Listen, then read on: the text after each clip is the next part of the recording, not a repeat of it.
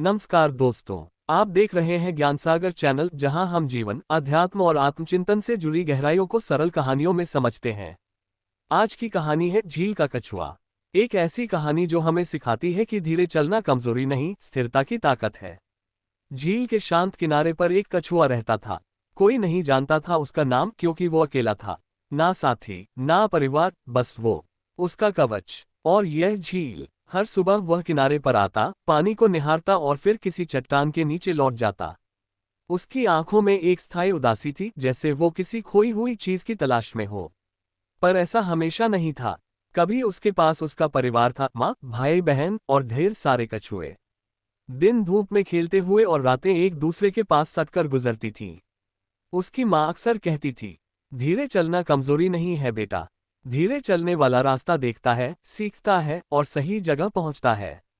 बचपन में वो इन बातों को नहीं समझता था, पर वक्त ने उसे समझा दिया। एक दिन अचानक उसका परिवार झील छोड़कर चला गया। शायद किसी और जगह पानी या भोजन की तलाश में। वो रह गया बिल्कुल अकेला। दिनों तक वो किनारे पर बैठकर उन्हें लौटते हुए देखने की आस लगाता रहा। लेकिन धीरे धीरे समझ गया, अब कोई वापस नहीं आएगा। उस दिन से उसकी दुनिया बदल गई। उसने खेलना छोड़ दिया, तैरना छोड़ दिया। ज्यादा समय कवच में सिर छुपाकर बिताने लगा। उसे बाहर की दुनिया ठंडी और बेरहम लगने लगी। समय बीतता गया। अब उसका साथी थी सिर्फ प्रकृति। पेड़ों की छाया, बारिश की बूंदों की आवाज और रात का सन्नाटा।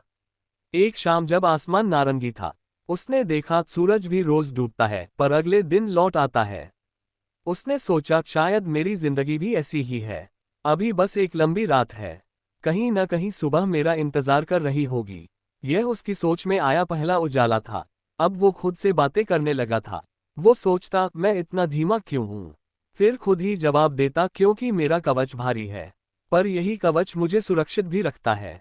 वो सोचता, मैं अकेला हूँ, ये बुरा है। फिर कहता, पर अकेले होने का मतलब है कि मैं खुद को जान सकता हूँ। धीरे धीरे उसने अपनी उदासी को शब्दों में और शब्दों को सकारात्मकता में बदल दिया। फिर एक दिन आया तूफान। तेज हवाएं, ऊंची लहरें और मूसलाधार बारिश।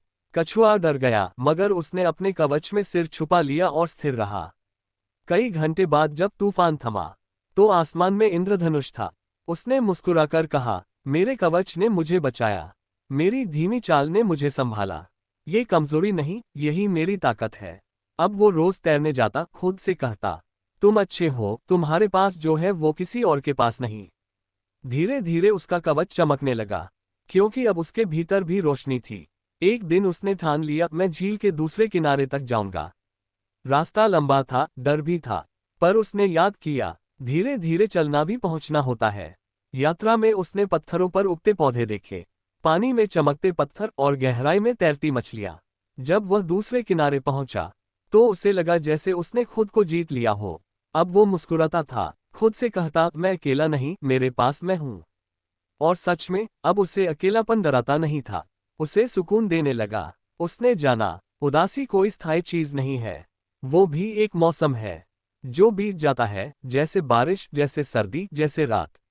सूर्यास्त के वक्त वो झील के किनारे बैठा था। पानी पर सुनहरी लहरें थीं। उसने कहा, मैं वही हूं जो पहले था, पर अब मैं खुद को कमजोर नहीं मानता।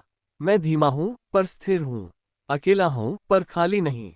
और उस दिन उसकी मुस्कान सिर्फ चेहरे पर नहीं, आत्मा में थी। दोस्तों, इस कहानी से हमें ये सीख मिलती है कि हर जीव, चाहे वो कितना भी छोटा, धीमा या अकेला क्यों न हो, अपनी गति और अपने स्वभाव में अद्वितीय होता है। जब हम खुद को स्वीकार कर लेते हैं, तो पूरी दुनिया हमें नए नजरिए से देखने लगती है।